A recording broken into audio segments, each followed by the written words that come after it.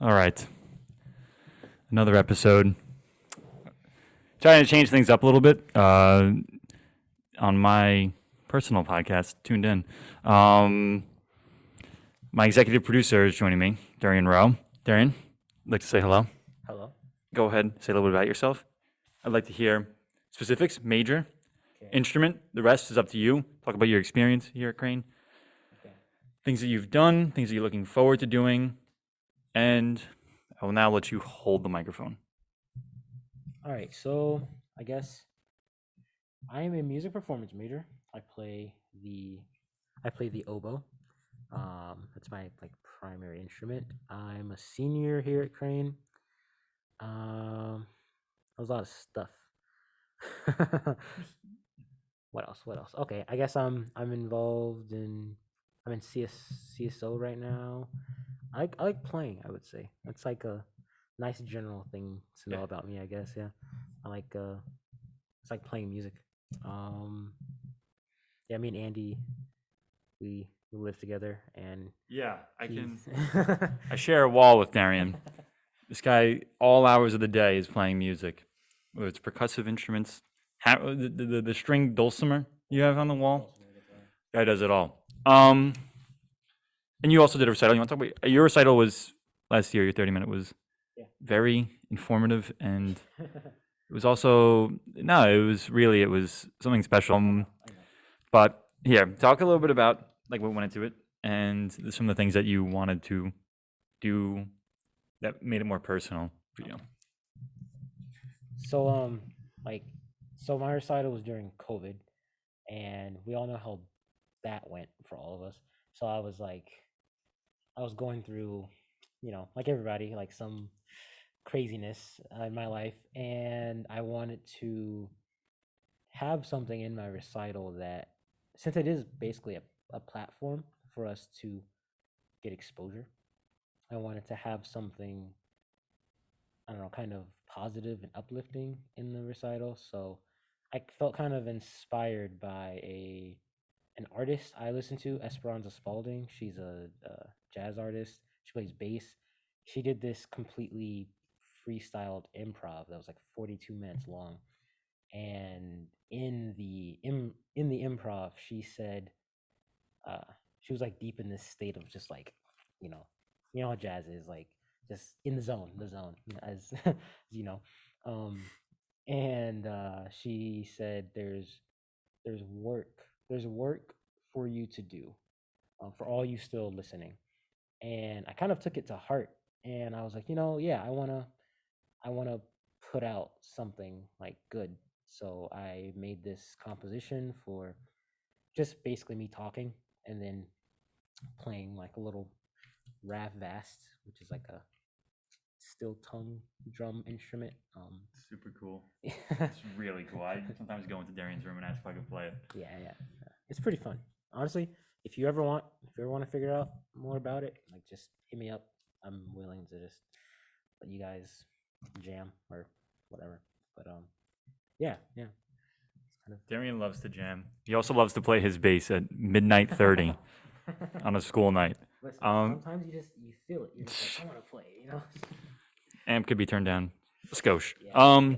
Could you talk about, because I know you started out as music education, correct? Yeah. Then you moved to performance, and then you've been getting into more of the music business side of things. You want to Yeah. talk about that a little bit? Yeah, I know you're getting big into recording and the industry and stuff like that.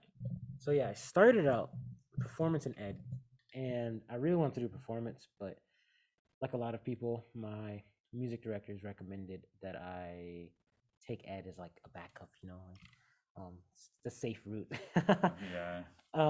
So I was in it, and I took flute tech and saxophone tech, and I realized very quickly that it was taking away from practice I could be doing on the oboe, and I knew the workload was going to get way more intense. So I decided like halfway through the semester that I was going to drop education.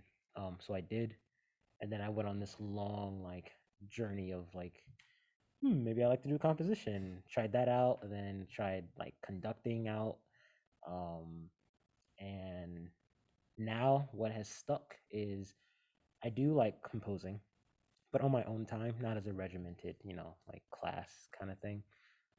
And I'm doing a lot more um, things with recording and music technology, which I feel like is very valuable. And I feel like we don't get enough of that here at Crane, but maybe in the future we'll like set some things up. I'm working with MadStop. That's an organization that records artists and um, like it has a lot of different events that they do.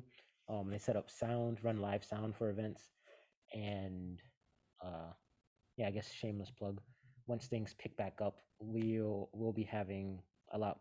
We have a studio where we'll record artists who want to come in. They pay us like a low fee, like pretty small. But we get exposure. You guys get exposure. You get high quality recordings. So yeah, check it out. I guess shameless plug. Mad stop.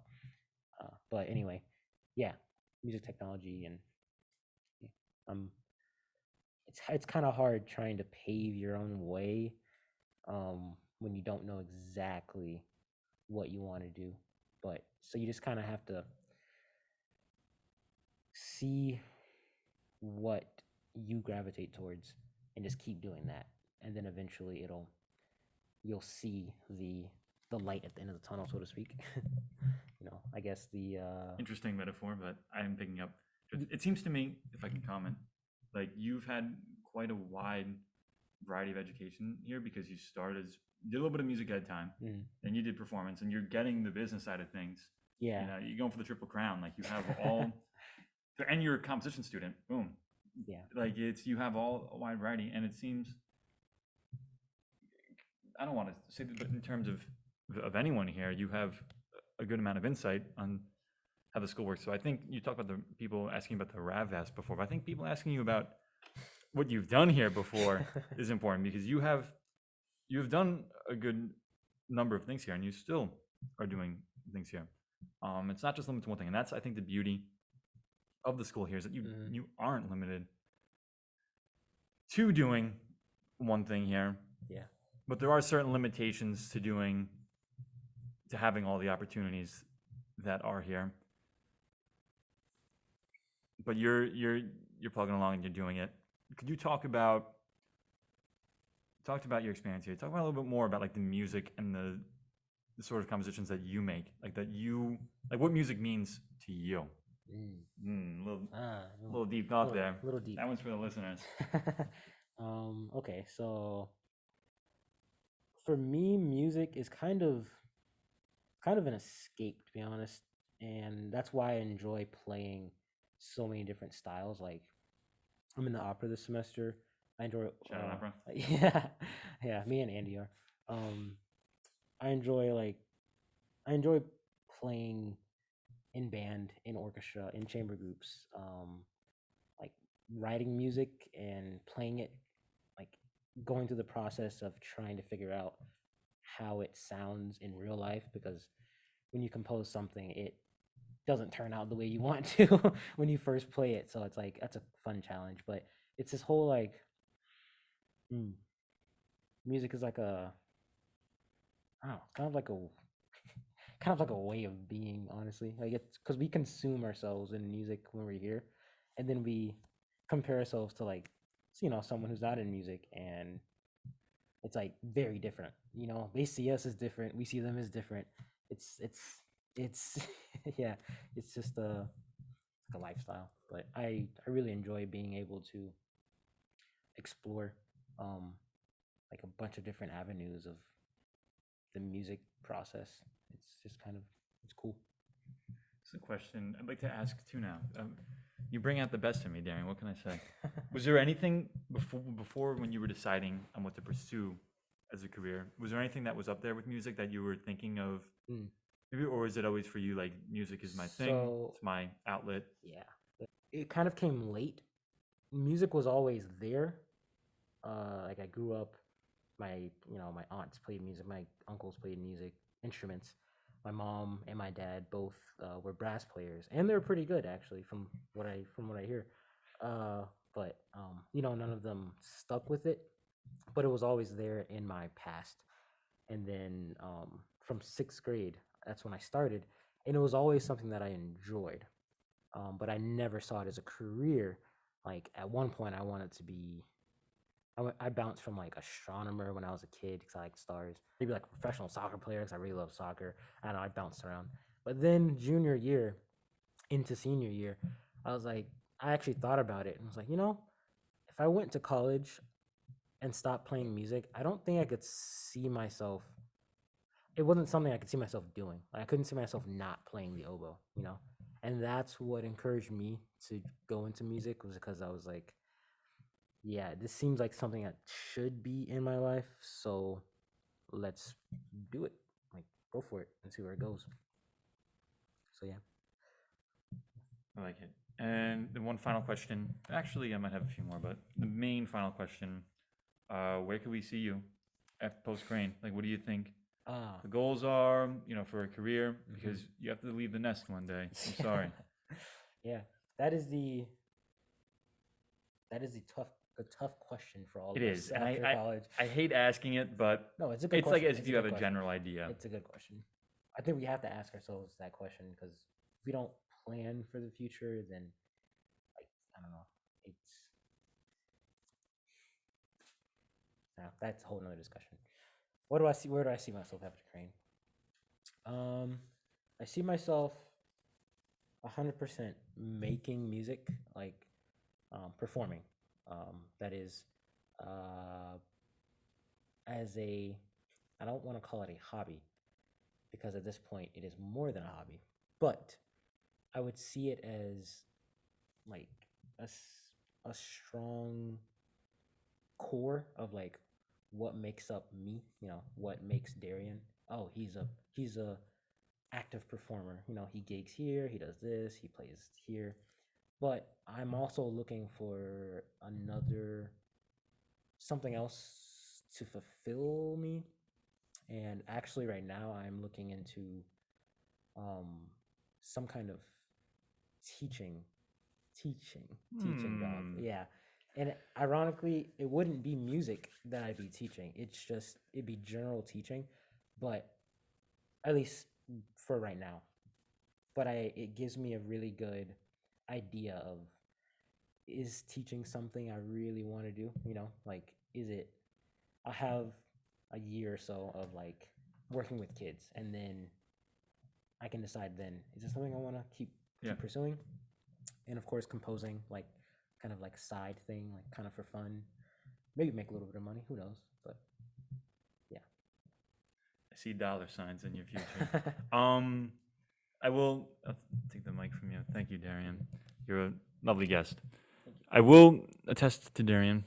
He is a hardworking gentleman. If you noticed too, we're in a different space than two Zoom screens on my computer. Me and Darian brainstormed, came up with the idea that I want to make this as personal for, not like that kind of personal, but like as personable for the Crane students as possible. So I asked Darian, why don't we record it in one of your favorite spots in Crane? A couple of my CSA friends would notice. We are in Wakefield Hall right now. Could you talk a little bit, brief, about why you picked Wakefield? Why Wakefield was the place you wanted to record this? Other than the fact that it's very beautiful and nice. I'm a big practicer at night. I like practicing at night. And I discovered sophomore year that Wakefield, if you go around like 9 or 10, it's almost always open. So I started coming here and standing on stage and practicing. And I figured it was really good to kind of put me in the mindset of performing because you are standing on stage, and it's just a different space in a little box, practice room. So it was a cool thing that I discovered that I was like, oh, it has a significance. So why not? Significance to me. Anyway. Sorry to inform you, but I think the late night practice session, depending on the viewers that we get, late night practice sessions might be foiled by people's mouth. And then finally, just any parting words, anything you want to share with listeners, advice, encouragement. Yeah. Okay. I would say we just gotta keep going. Honestly, yeah. After post COVID, it's been hard, but I feel like things are slowly getting better, and we have to make them better. So just keep going. Derian Rowe, ladies and gentlemen. Derian, thank you. Thank you.